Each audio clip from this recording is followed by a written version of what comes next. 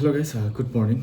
বৰ্তমান সকলোৰে মনত এটাই প্ৰশ্ন হৈ আছে, আমাৰ আছাম পুলিচৰ যিমানখিনি পদ আছিলে, লাগিলে তাতে ABP হওক, কনষ্টেবল লাইবাৰ হওক, AP ৰাইডাৰ মেছেঞ্জাৰ হওক, লগতে বটমেন, কাৰ্পেণ্টাৰ, চিভিল ডিফেন্স, ইমানখিনি পদৰে বৰ্তমান এটেণ্ডেঞ্চ দিবলৈ গৈ আছোঁ 6 তাৰিখৰ দিনা। তো সেই পদখিনিৰ ওপৰত বহুত ল'ৰা ছোৱালীৰ বা বহুত কেণ্ডিডেটৰ এটাই কমেণ্ট আহিছে, মোলৈ বহুতেই মেছেজ কৰিছে, ফোন কৰিছে যে দাদা আমাৰ সেই পদবিলাকত অভাৰলেপিং হ'ব নেকি, বা অভাৰলেপিং হোৱাৰ চান্স আছে নেকি, বা অভাৰলেপিং হৈ আমাৰ পদবিলাক ৰখি যাব নেকি।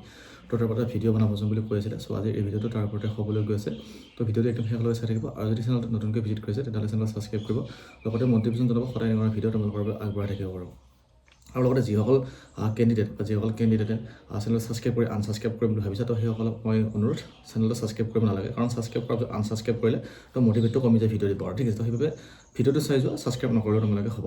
ধৰক যদি তোমালোকে ছাবস্ক্ৰাইব কৰি যদি ছাবস্ক্ৰাইব আকৌ আনছাবস্ক্ৰাইব কৰিম বুলি ভাবিছা, তেতিয়াহ'লে ছাবস্ক্ৰাইব কৰিব নালাগে। যদি পাৰ্মিনেণ্টকৈ দিম বুলি ভাবিছে তেতিয়াহ'লে ছাবস্ক্ৰাইব কৰি ৰাখিব পাৰা, ঠিক আছে। কাৰণ আগন্তুক হ'বলগীয়া যিমানখিনি পদৰ আকৌ নতুনকৈ যিখিনি পদ ওলাব, ADRD হওক বা আছাম পুলিচৰ কনষ্টেবল লাইবাৰ ৰাইডাৰ মেছেঞ্জাৰ, যিমানখিনি পদ থাকিব তাৰ ওপৰত আকৌ ভিডিঅ' বনাই থাকিম এই চেনেলতে। চ' সেইবাবে ছাপোৰ্ট কৰি যাব। তো এতিয়া আজিৰ এই ভিডিঅ'টোৰ মেইন কথাটো হৈছে যে আমাৰ পদখিনি অভাৰলেপিং হ'ব নেকি। যিহেতু মেইন কথাটো হ'ল এইটো, যিখিনি ল'ৰা বা যিখিনি কেণ্ডিডেটে এই প্ৰশ্নটো কৰিছে, তো সেইসকলৰ মনত এইটো কাৰণে প্ৰশ্নটো আহিছে, কাৰণ এটা পোষ্টৰ এগেইনষ্টত মানে কি হৈছে যে যিহেতু 5 টাকা ৰিটাৰ্ণ টেষ্ট দিব মাতিছে, ঠিক আছে। তো ৰিটাৰ্ণ টেষ্টটো বাৰু সেইটো দূৰ কথা, কিন্তু এজন ল'ৰাই কি কৈছে যে এজন ল'ৰাই 5টা পদ বা 6টা পদ বা কিছুমান 8টা পদতো মানে এজন ল'ৰাৰ নাম আহিছে ৰিটাৰ্ণ টেষ্ট দিবৰ কাৰণে, ঠিক আছে। তো তেতিয়া বহুতে ভাবিছে যে এতিয়া পষ্টবিলাক অভাৰলেপিং হৈ ৰ'ব বুলি।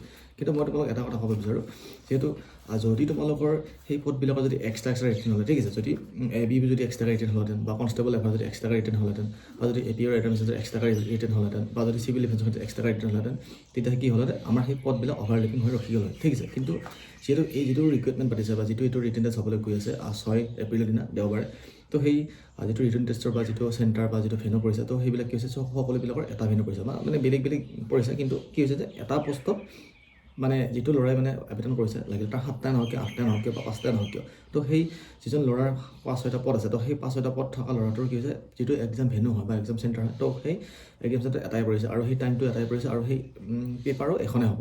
তো সেইবাবে কি হ'ব যে লাষ্টত মানে যিটো পদ বা যিটো পোষ্ট দিব, সেই পোষ্টটো মানে কি হ'ব, কাট অফ অনুযায়ী মানে আমাক চিলেকশ্যন কৰিব।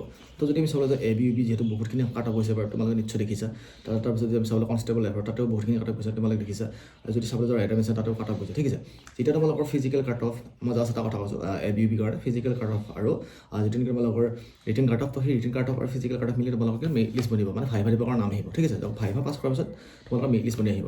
কিন্তু যিখিনি কনষ্টেবল লাইবাৰ বা ৰাইডাৰ মেছেঞ্জাৰ আছে, তো সেইখিনি কিবা ফিজিকেল মাৰ্ক, স্কিলৰ মাৰ্ক আৰু লগতে ৰিটেনৰ মাৰ্ক লগ লাগে কি হ'ব যে ভাইভা দিবৰ কাৰণে লাষ্টত নাম আহিব বা মেৰিট লিষ্টত নাম আহিব। সেইবাবে যদিও মানে এজন ল'ৰাৰ বা এজন যদি ছোৱালীৰ যদি 7টা 8টা বা এজন কেণ্ডিডেটৰ যদি 5টা 6টা যদি নাম আহিছে ৰিটাৰ্ণ টেষ্ট দিবৰ কাৰণে, তো তোমালোকে নাভাবিবা যে অভাৰলেপিং হ'ব বুলি, ঠিক আছে। তো অভাৰলেপিং নহয়, কিয়নো যিখিনি পদ আছে, তো সেই পদখিনি কি হ'ব যে কাট অফ অনুযায়ী মানে আমাৰ কেণ্ডিডেটবিলাক দিয়া হ'ব, ঠিক আছে। কিন্তু এটা কথা, তো যদি আমাৰ যদি সেই এক্সামটো বা যদি আমাৰ যদি সেই এক্সামখিনি এক্সট্ৰা হ'লহেঁতেন, তেতিয়াহ'লে কি হ'লহেঁতেন, আমাৰ অভাৰলেপিং হৈ ৰখি গ'ল। কিন্তু এতিয়া অভাৰলেপিং এইটো কাৰণে নহয়, যদি ABUB ল'ৰাজনৰ যদি কনষ্টেবল লাইবাৰ ৰাইডাৰ মেছেঞ্জাৰত আছে, তেতিয়া কি হ'ব যে সেই কনষ্টেবল ড্ৰাইভাৰ বা ৰাইডাৰ মেছেঞ্জাৰত থকা পোষ্টটো বা ল'ৰাটো, তো যদি ABUB যদি ভাল নম্বৰ পায়, তেতিয়াহ'লে ল'ৰাটো ABUB পাব, কিন্তু তাৰ পোষ্টটো যিখিনি চিলেকশ্যন হৈছিলে, তো সেইখিনি ৰখি যাব। আৰু সেই ৰখি যোৱাখিনি কি হ'ব যে যিজন ল'ৰাই কম নম্বৰ পাব, ঠিক আছে, তো সেই কম ল'ৰাৰ মাজত হয়তো সেই পদখিনি পাই যাব পাৰে। চ' সেইবাবে বহুতে ভাবি আছে অভাৰলেপিং হ'ব বুলি। তো অভাৰলেপিং নহয়, আৰু যদি তোমালোকৰ মতে হয় তেতিয়াহ'লে কমেণ্ট কৰি যাব যে কাৰ মতে অভাৰলেপিং হ'ব পাৰে। কিন্তু মোৰ মতে তেনেকুৱা অভাৰলেপিং নহয় যেন লাগিছে। যদি তোমালোকৰ মতে হয় তেতিয়া কমেণ্ট কৰি জনাব যদি অভাৰলেপিং হয়, ঠিক আছে। যদি মনত যদি ভাবিছা অভাৰলেপিং হ'ব নেকি, তো তেনেকৈ যদি ভাবি আছে তেতিয়াহ'লে কমেণ্ট কৰি জনাবচোন, কাৰ মনত সেইটো ভাব উঠি যাব অভাৰলেপিং হ'ব বুলি। কিন্তু যদি এক্সট্ৰা ৰিটাৰ্ণ হ'লহেঁতেন, তেতিয়াহ'লে অভাৰলেপিং হোৱা চান্স থাকিলে। কিন্তু যিহেতু ৰিটাৰ্ণ এটাই পাতিলে বা কম্বাইন লেভেল হৈ গ'ল, তো কম্বাইনত যোৱাৰ পিছত অভাৰলেপিং হোৱাৰ কাৰণে চান্স থাকিব। তো যদিও থাকে, তো তোমাক কমেণ্ট কৰি জনাব, ঠিক আছে। তো মোৰ মতেতো অভাৰলেপিং নহ'ব যেন লাগিছে, কাৰণ কাট অফ ৱাইজত কি হ'ব, আমাৰ পদবিলাক দিব বা কাট অফ ৱাইজত আমাৰ মেৰিট লিষ্ট বনিব। তাৰপিছত যিহেতু 7টা পদ এটা ল'ৰাই আছে, কিন্তু সেই 7টা পদ থাকিলে এটা ল'ৰাই কি হ'ব যে এটাহে পাব, কিন্তু এটা পোৱাৰ পিছত বাকী যিখিনি ধৰক আহিছে, তো সেই পদখিনি হয়তো যিখিনি ল'ৰা বা যিখিনি ছোৱালীয়ে কম নম্বৰ পাব, হয়তো সেইখিনিতো মানে এনেকুৱা কাট অফ ৱাইজ আহি যাব পাৰে। চ' সেইবাবে যদি অভাৰলেপিং হয়, তো কমেণ্ট কৰি জনাব যদি যদি হয় বুলি জনাব, আৰু নহয় যদি নহয় বুলি জনাব, ঠিক আছে। বাকী ভিডিঅ'টো যিখিনি পালে কমেণ্ট কৰক, এণ্ড যদি ছাবস্ক্ৰাইব কৰা নাছিলে ছাবস্ক্ৰাইব কৰক, মটিভেশ্যন দিব, সদায় এনেকুৱা ভিডিঅ' আগবঢ়াই থাকিব।